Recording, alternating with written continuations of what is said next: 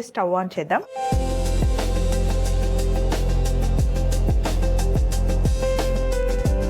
కొంచెం నూనె వేసుకొని ఫస్ట్ కొంచెం ఆవాలు,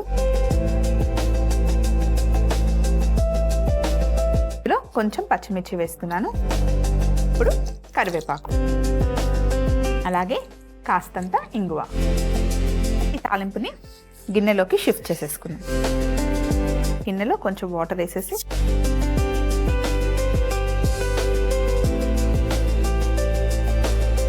అలాగే 80% గోధుమ పిండి అయితే 10% బియ్యం పిండి, 10% గోధుమ రవ్వ, బొంబాయి రవ్వ వేసి ఒకసారి కలుపుతూ ఇందులో కాస్త పుల్లగా ఉన్న మజ్జిగ వేసుకోవాలి. పిండి పల్చగా చేసుకుంటున్నాం మనం.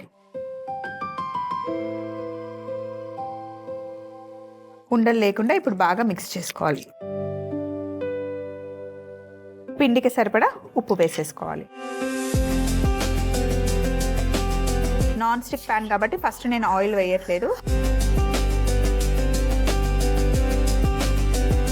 ఇలా పల్చగా మనం రవ్వ దోశ వేసుకుంటాం కదా, అలా వేసుకోవాలి.